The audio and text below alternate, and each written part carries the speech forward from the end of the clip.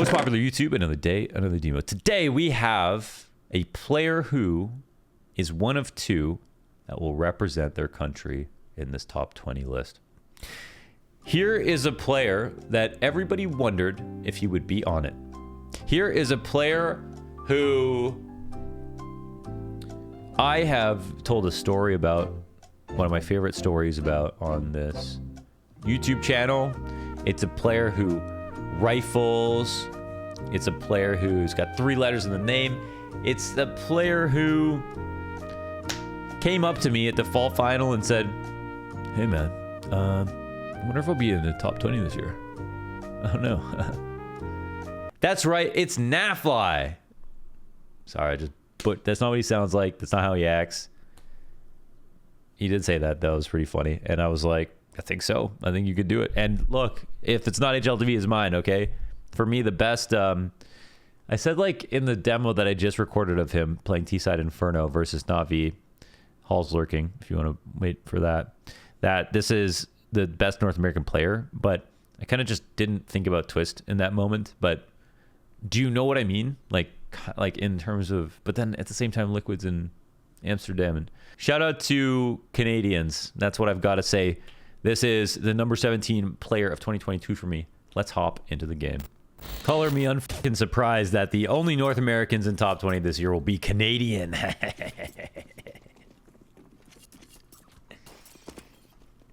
Nafly, baby. He is the best North American this year. He is the best North American this year. Somehow managed to do this while taking on support roles. When we watch the T side of Inferno, it's not gonna feel like that. He's Hall's lurker almost 100% of the time. Sometimes supporting a liege and getting in the... Oh, I just said support. Maybe he is really, but sometimes it's him, sometimes it's a liege. One thing I just want to shout out, though, is overall Liquid's T sides have been really great this like back half of the year. I think lots of teams can learn from them. Teams that are standing out right now, T sides. Outsiders. People brought up Cloud9's T-side stats are good, but they have stuff to work on T-side still. Outsiders, Liquid, Mouse Sports. I think these are teams that are pushing the envelope when it comes to T-sides right now. Heroics are always good. Harder to learn from. They play very unique style, but just like in terms of the most optimized, thorough, lots of variety, I feel like Liquid are actually one of the best teams right now, and I think they've done a lot of work and it shows. Here's a game where Nafly plays against Navi. He gets 18 kills, 14 of which are on the T side. And I didn't pre-watch this demo. I watched other demos on his T sides to check it out to see. One thing I noticed, none of those silly lurks, you know, where the guy goes through mid and then late up through arch and then flanks B like FaZe love to do. None of that stuff. And in fact, not a lot of Nafly coming out of the end of long haul either. Oftentimes coming out boiler to not always go in first, but sometimes lead and sometimes just go in with the pack. Here it's a little bit disjointed from Liquid, but I guess they're coming. They're coming eventually. All right, there we go. They make it happen. And this is the cool thing about Liquid right now is they are able to like lose a player like that and still keep their eyes on the prize, not get scared by the clock, work together, and eventually win. That's like Navi stuff. So like that a lot. Keith I saw him at Blast and he was like, yeah, he's like, yeah, I watched your video you did on me the other where you told the story about how I was going through the revolving door. I was like, haha, that was pretty funny. And then he was like, you guys gotta go back and watch that if you want that story. Also, he was like, yeah, I don't know, maybe I can sneak in a top 20 this year. We'll see. Who knows? Just super lax, super chill. Well, the fact is, I mean, if there's going to be a North American to do it, and besides Twist, then it's going to be Naf, I think. I call him best North American player this year. Twist is, but like on a North American team, it's just weird with Liquid because they're a North American team, but they also like live in Europe. It's kind of like one of these, if you change enough planks on a ship, is it still the same ship, right? Because they have Yakinder, who is a huge part of their success. They have, they're living in Europe. They have played so long internationally with this lineup. It's like the quality of being North American feels like being an underdog, having bad practice, having bad habits. Like that's what North Americans are supposed to be. It doesn't feel like Liquid are exactly those things. It's kind of like they're conveniently North American when we want to dog on them, and then they're North American heroes when we want to praise them. But some of their disadvantages are not the same as other teams, right? That don't have the same infrastructure. They're just kind of like a really strong team with a lineup with a North American history. But they definitely did come from North America, and they had to get that. They had to get out. You know what I mean? So we could say that, and that ain't easy. You know, so we can say that. Nafly has always been one of the greatest talents in North America, and also one of the quietest personalities. But it's really nice that people get to see that he's pretty funny and that he's got his own sloth memes going on, and he has his cult following and fandom. And he does stand out on the server, number one, for being one of the most successful intuitive players, like strongly intuitive. Like I think every good player has a mix of preparedness and intuition. And I think Elige and Nafly are the kind of best combo to talk about, maybe in All Pro when it comes to this, because Elige is very much about being ready before the game begins. And he talks about how he has talked about directly about how Nafly is just so good at kind of being creative and improvising and figuring out what to do. The best decision quickly as it comes. And whereas Elige is much more regimented about his practice, much more careful about his approach and tries to pre-plan and branch out strategies and reactions so that he's ready for every situation. And listen, you could, say, oh, well, why doesn't Nafly just do that? And then he'd be the best player ever because he'd have a mix of both. And that's just not exactly, I'm not even going to say realistic. It doesn't even make sense for people to live that way. People are different, and Nafly has this kind of gift and way of playing. And this can like bleed down to like all different types of things. Like, for example, like there's famously like Kenny S. He was like slumping because he's obviously one of the great intuitive players of Counter-Strike. And when he started to fall off a little bit and people started to catch up a little bit, he started to try to prepare more and use the analyst more and use heat maps. And I remember hearing, I don't know if it was from Malik or someone else, when he started using heat maps, he played his absolute worst. Couldn't do anything with all this information. And it just really messed with who he was. Now you could say, well, he was slumping in the first place, so good that he tried to change things up. And yeah, that may be true, but it's also true that just because, the information is available there that you can go and grab, it's like the way that someone learns, I think, sometimes shouldn't be meddled with. And it's not to say that he's not trying hard because he plays off of intuition. Nobody's saying that. It's to say that that's what makes him the player that he is. That will make him stand out in the server and collect all the stats. So it's really good, I think, to have both, right? It's a team game. It's good to have a player like Elige and a player like Nafly. One a bit more fast-paced, a little bit more calculated. One a bit more intuitive. One a bit more sneaky. A little slower. Okay, we're going to pay attention to this Arch Wrap. This is the most important Inferno exec in the game. Okay, oh, this is great. We've got the double pit set up. Okay, so this is a winning position for the T side, right? Because why? Because the rotators are over there, and they got the Arch player, and now they can go fast as well.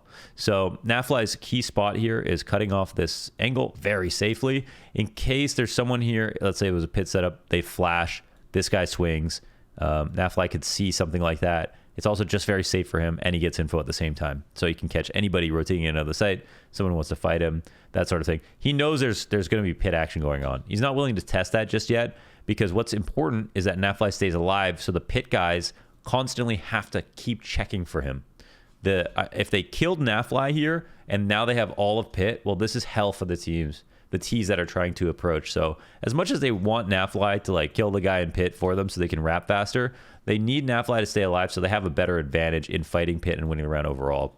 So what Nafly is going to do is slow play this. He's probably going to try to poke and prod. He'll join in when his teammates start to get in, and he'll look for his own openings as to like when he can approach. But getting out of the halls is one of the hardest things you can do on any map. So Inferno, T-side, halls, entering out of it, it's to be taken very seriously. Usually requires a lot of utility assistance, you know, a mid flash, a lurk smoke, information. There's the balcony and all the positions on the balcony, including then the mini pit and then big pit as well. There's a million ways to die if you're Nafly coming out. So you got to be very careful about this approach. And that's why you just see very good players here, basically. So we'll see. So there it is. Now they're throwing their own lurk smoke into the site to try to approach. And Nafly's just safely collecting information again, looking to trade, if anything, helping his teammates scale. And they're not getting pressured from the pit. Nafly does a little swing. And there it is. He waited long enough, and now he can just crush them in this position. So they do a good job of scaling. This is a mistake from... this was a mistake from Na'Vi. This makes sense if the team that's approaching doesn't know what to do with the space. But look at the scaling these days, I want to say, from Liquid with the 3 right there. They don't overthink things. They make sure to scale all the way into the pit. And even though it's this little bait setup going on, coming over top in the graveyard, they made sure to like clear it properly. Nafly waited the perfect amount of time that Electronic finally wasn't watching, and then he joined in the action in the perfect timing. So once the Moto Smoke goes down, that's round over most of the time. Those have been falling into the floor, by the way. That running Molotov lineup, he's going to do that like every round, so try to pay attention to that one. You're looking at the ground, you're running, you're aiming at a shadow, you're releasing another shadow. It's really fun to throw. Liquid's T-sides these days is very, very cool, very modern. Not too much of the standard approaches. And again, we're going to see Nafly join in on A-side executes via boiler most of the time instead of out of halls. Not many halls pops from what I could see. Just looking at some Starcaller macro analysis of his position. And also, yeah, helps out with B. Not ever going in first, but this is where, you know, throwing supporting grenades coming in. Sometimes mollying top second oranges and then or whatever they need. So this is actually a quad molly. Stew box molly. Oh, now for the big moves. See, it is. You don't want to send him in first. Not a guy like this. Too many brain cells. Wait, no offense to entry fraggers. I'm an entry fragger, so okay. Fair enough. Wow, he just figured that all out. SDY? Yes, sir. He can't even survive now.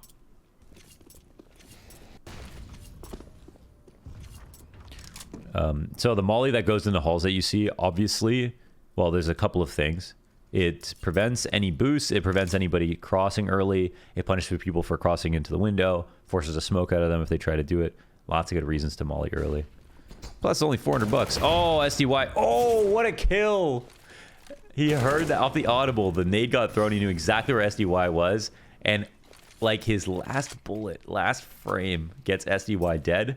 And then Simple gets traded too. Wow. That's how they win.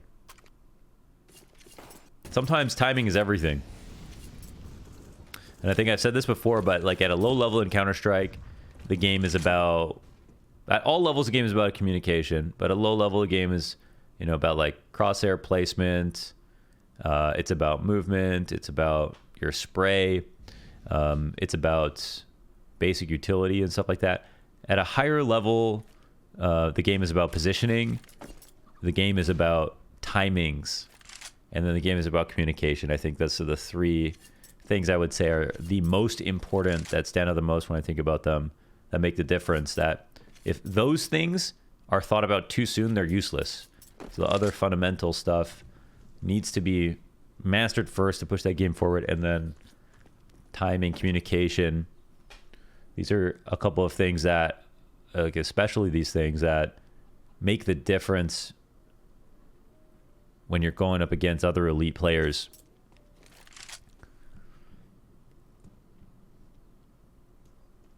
And sense of timing is something that Nafly, he could write books about.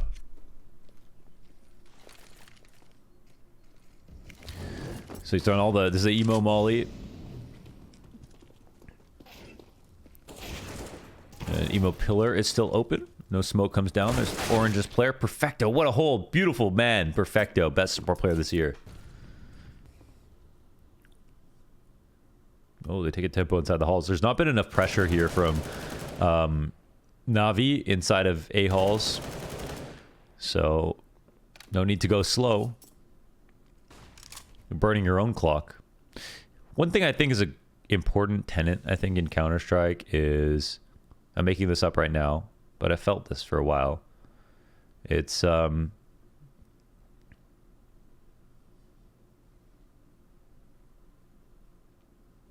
forgot the word I was going to use, but it's basically keep pressure on and bluff a lot. And I think as soon as I see that that's not the case with teams when I'm casting games, I immediately think, man, this team is, they're going to be so far behind by the end of the game if you're not constantly keeping pressure on and bluffing a lot to try to bait out grenades and things like that, that you will lose to like the better teams. And then you can see so early sometimes how a team will lose later on into a match because they aren't doing these two really important things. Beautiful entry work, the beautiful flash out of Nafly, but he's not done killing. He's not done yet. And that being said, Counter-Strike isn't all about deception. It is, sometimes I've said this before, but just about improving your position, whether your opponents know it or not, and focusing on that and not simply just trying to do the tricky, gimmicky thing and get away with something. But because this is a game of incomplete information, that can be really relevant. And again, you're constantly playing information games, whether that is playing without information but pretending like you have it, you know, or putting pressure for the other team to get information back. And if you aren't doing these games, there's no perfect style that will bait out the optimal amount of utility that will win you round. That doesn't exist. So it's really important to be able to play these games, participate in them, and constantly be the team who's using less utility, putting less people in danger, or just maximizing the amount of these things so that you can draw out the most grenades, cause the most insecurities, force out the most risks, and then take advantage of those. And sometimes you do everything right and then you still don't hit your shot. That's also Counter-Strike, right? I've been loving watching this because there's, again, it's such a non-classic style of lurk inside of the halls. Compared to the way that Liquid used to lurk in the halls and just do everything on T-sides is so a little bit different now. We aren't seeing an overuse of like a simple, like the, nade sets coming out from the halls with the lurk smoke into like pressuring around and relying on the halls lurker to get the kill. Liquid's T-sides have not been about that at all. They're just using they've been using Nafly to complement the attacks in many more different ways. And I think it speaks to the fact that this is one of the hardest spots to try to entry out of. So why do they try to... Actually, let's go back and watch this clutch from Nitro. It was really good. Moen did a great breakdown of this round where Nitro positioned up here and hit this wonderful spray. Nafly gets some info. First kill's huge. And then... Okay, we don't even see much. Basically, Nitro had a nasty spray transfer. And he was in an unlikely spot in that post plant and won because of it. That's all. We're talking about Canadians today.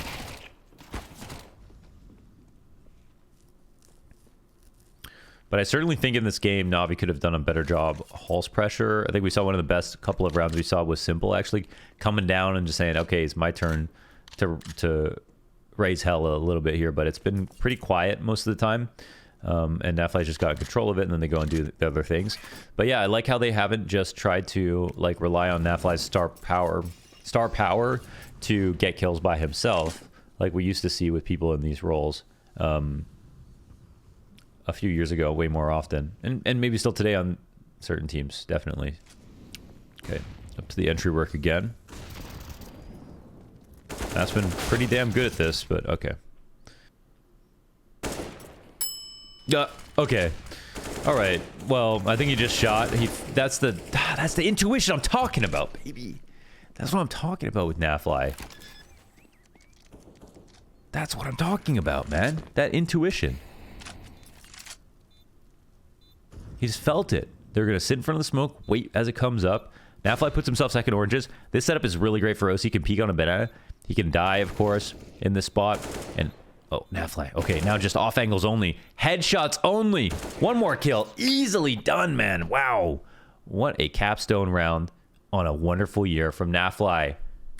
Beautiful. Okay, I remember that was coming after the first kill, but that's what we love to see. Nafly showing off his insane individual level. He just 1v3'd aced Na'Vi on LAN for the last round of a half and did amazing work throughout that half.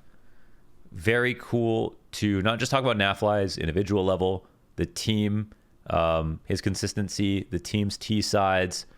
I think great to see many more years of Naf on Liquid. Great to see another great year. It's kind of one of his just best years, actually. Lots of land maps played. Of course, it's not 2019, but sorry if I misremember, but I mean, his stats were just like solid. Everyone's were solid 2019, but I think Nafly actually may have outdone himself. Actually, let me just go look. Okay, he was 7 in 19. Okay, never mind. Yeah, like in 2019, I mean, he had so many achievements and everything like that. And he did have a lot more land maps played in 2019, actually. So there's that. 2022, there are, a lot less land maps overall. Stats are almost the same. Land rating, few points higher in 2019. 3 points higher, Still over 100 maps in 2022 on land. And actually, even a slightly higher major rating in 2022. So yeah, very competitive in that sense. The top 20 is very competitive as well. So you can't necessarily just get into top 10 just because you kept up with your previous years. It's hard out here these days. But yeah, Naf, very consistent, very good. Love the beard. Chill dude. Great frags. Canadian. What else is there to say? Thanks for watching. Let me know who you think is going to be number 16.